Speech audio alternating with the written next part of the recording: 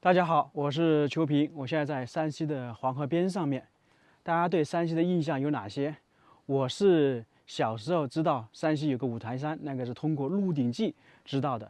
后面了解到山西煤矿很多，有很多煤老板，这个在网上到处都能看得到。那现在肯定了解到山西不止如此啊，有丰富的历史遗迹、古迹，地上文物看山西就能够体现得非常清楚。那么也包括一些地主大院，你像乔家大院、王家大院、李家大院。我们今天来到这个黄河边上面，就是来探寻一个煤矿老板开凿的、建设的地主大院，大概有400年的历史。这里属于黄河，对面属于陕西，那上面有一条沿黄公路，在那边看黄河非常漂亮啊。当然山西这边也有。只不过这个很多地方是在修缮。我去年和今年上半年去了一趟陕北嘛，就是沿着这个沿黄公路一路北上，到达延安，再往远处走个几百公里，有一个乾坤湾，那个地方非常漂亮。今天我们来探寻的就是在这个黄河边上面有几座豪华的地主大院，窑洞式布局的。走到黄土地上面，到处都能看到窑洞，前方那里也有，不过看起来有点像荒废的一样。这边又是一些废弃的窑洞，那边有好几个，可能当时是一户人家的。而这里这个窑洞呢，与众不同，应该是后期建造的。完整的说法应该是建成窑洞形式的房屋，全部是石头弄成的。这里已经成果园了。在黄土大地上面，最不缺的就是窑洞，陕北很多。如果大家去陕北的话，还能够发现很多人到现在仍然居住在窑洞里面，因为冬暖夏凉，里面是非常舒服。你像今年高温天气持续了很长时间，在城市里面一定要空调，而在这个窑洞里面呢，就不用了。荒废的窑洞就是这样的。算是比较传统的窑洞了，在路边明显的可以看到这个窑洞都有点塌方了，全是从上面掉落下来的，已经搬走了。他们门口我看到经常会有一个帘子，可能是不是挡灰的，窑洞都有啊。那个地主大院就在这一块，有好几栋，这些就是当年的地主大院，看起来跟普通的房屋就不一样。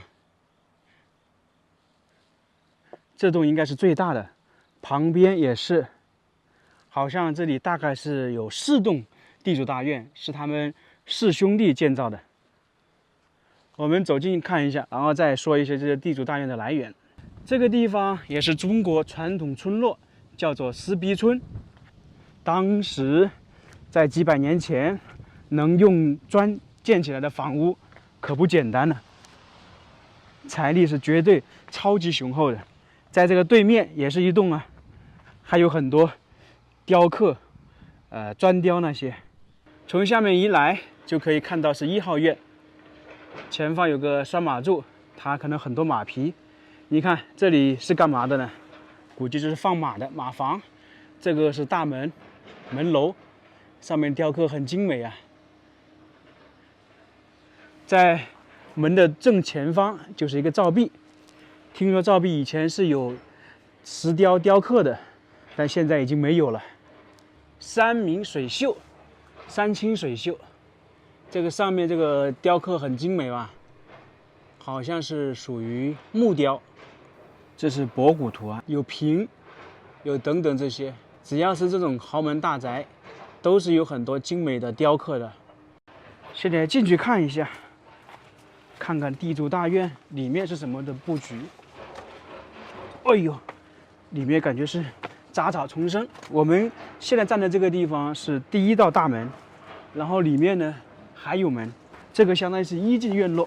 这个大家知道是什么吧？这是旗杆石的底座，就证明他们家族出现过有功名的人，就读书中了举，或者中了进士这些等等。树立旗杆石也是有规矩的，一般中了举人只有1根旗杆石，中了进士才能树立2根旗杆石。这个旗杆石的柱子非常大呀，真的没想到。这上面的雕刻也很精美，这个好像捆的是书吧，这个也算是造币了。狮子、麒麟，意思一样的。麒麟一般是麒麟送子嘛，就是说的他们多子多福的意思。这个第2重门，这里的就更精美了。两侧的砖雕是雨门图，山水影壁，里面是以梅花、竹子为图案。这个雨门图应该就是黄河雨龙门那里，不过已经有点损坏了，非常可惜。前方这是一个造币，然后呢，这个是一个土地灶供奉的。以前上面应该是有福瑞寿的，不过非常可惜啊，已经没了。再往前走就是主体院落，地主生活的地方。它是北边有4个窑洞，南边有3个窑洞。在这个里面现在杂草丛生，这个不知道是种的是花椒树还是什么。前方这些窑洞就是地主和他的长辈居住的。从古至今，一般地主他跟儿子住在一起，女儿的话，特别是明清是分开院落的，女儿的院落在另外一个地方，都是那个窑洞式的布局。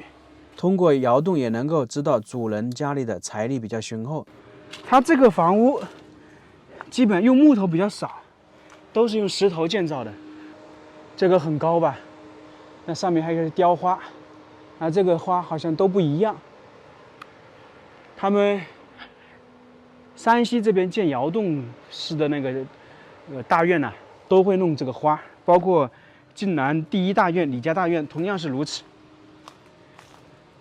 感觉这里面现在全是花椒树，刺非常多，杂草丛生，这些都比人还高啊！这些窑洞后面还有人居住过，上面还有奖状，不过现在已经塌掉了，这算是危房。在1号院旁边又是一个院落，这里的大门已经全部倒塌了，只剩下一些残留的建筑。走进去看看，这里以前应该也是有一个造币，就跟刚才的那个影壁墙一样。这看起来院落还挺大的，估摸着有400-500平方米。前方是有好几个窑洞，这里已经变成菜园子了。这里应该是当年的小姐绣楼，看痕迹能够看得出来，以前是有2层的，只不过倒塌完了。一般说小姐的绣楼是相对来独立的，它这里呢也是一个4合院形式，刚好跟1号院那个门又是连接着，所以说应该是小姐的绣楼。航拍的画面就看得比较明显，一边大一边小。按照考证，这个院落大概是建在清朝道光年间，也就是说170年到200年左右。这个是3号院，它是有2层的，下面相当于是地下室一样的，主房间在上面。这个看起来有点像空中楼阁一样，刚好是对着黄河，这个就非常精美了。我感觉它这个花费比1号大院还多。你看这个墙壁，基本上是用石头累积起来，而且很整齐。下面有好多个房间，那这里不知道是它存放东西，还是说它下人居住的地方。那里应该就是大门楼，可以看得到。不过呢，也是基本倒塌完了，没有剩下什么，非常可惜呀。不止2层啊，1层、2层、3层，这上面还有，就是说它是沿着这个山势而建的。这个是2号院，感觉比那边的更精致，保存的更完好一些。那这个就是造币了，它大门是在那里，上面还有一部分，那个不知道是不是角楼，相当于守卫的。旁边就是黄河。明显的可以看到，这里有条道路，专门是通往黄河边上的。那以前这里应该是一个码头。那么我们就来先说一说这个码头，以及这里为什么会有地主大院的故事。这个地方也是叫做施家滩，它紧靠着黄河，上面连接着壶口瀑布，下面连接着黄河雨门，是一个小村庄，地理位置非常有优势。一直是上下船只的集中点。在古代，黄河是通航的，只不过它是分段通航。在这个施家滩附近，当时有7、8座私人开办的小煤矿，从而满载粮食、药材、牲畜等船只，它是没办法通过壶口瀑布，于是船只能停靠在施家滩渡口卸货，再经陆地绕过黄河，重新张船。久而久之，施家滩就成为上下船只的中转地。卸货之后，他们再把这附近的煤运送走。所以说，这里当时船来船往，人流如织，商贸非常繁忙，有很多生意人远近闻名。在这种背景下面，这几个地主大院也诞生了。他们是姓杜，从而这里是叫做杜氏民居。他们的先祖是从洪洞大槐树迁到这个地方定居的。经过若干的努力，到清朝道光年间，他们在这里附近开了一座小煤窑。他们将挖出来的煤通过黄河的船运行到韩城，再经骡马驮运送到山西的煤站卖出，就相当于煤的客栈，逐渐有所积累。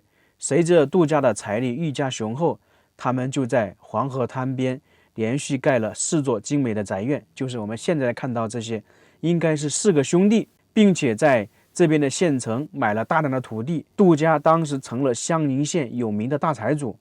他们不仅仅是开煤矿，并且在陕西关中一带做了很多其他的生意，有很多店铺。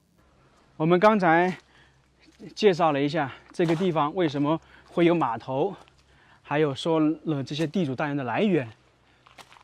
现在就看看这个，很精美吧？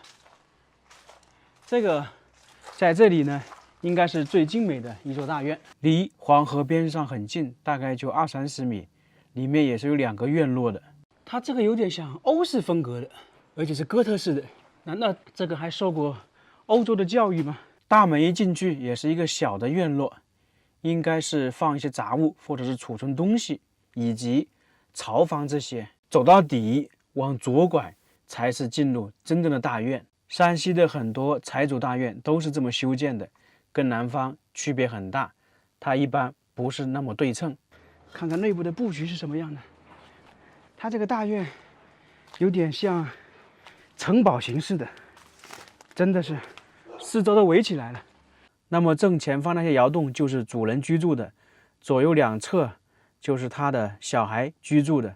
这边已经倒塌了，那最旁边看到那个顶部没有，应该是一个角楼，所以说才是城堡式的四合院形式。前方那边已经完全倒塌完了，已经看不到什么痕迹。它这个地方经历了400年，但是现在我们看到的就是在清朝所建立的，因为它是经过慢慢的修缮嘛，在以前老的基础上慢慢的修建起来。那可能说最开始它这个窑洞只有这一部分，然后慢慢的扩建。有这么豪华的大院，那些地主最后跑去哪里了？一般我们有这样一句古话说富不过3代，在这里其实也能够对照得上。杜家的末代财主，他从小过着锦衣玉食的生活，但是他染上了一些恶习，比方说吸食鸦片，在几十年当中卖掉了杜家大片土地和许多店铺，加之上百年前战乱比较多，土匪横行，打家劫舍的事情常常发生，后面财产越来越少，房子也越来越少。这个杜家的末代财主他觉得没有脸见老祖宗，于是就跳黄河自杀了。如今这个村落已经衰落，变成了传统古村落，曾经的这些大宅院经历了几百年的风风雨雨，现在已经铅华洗尽，静静地矗立在黄河岸边。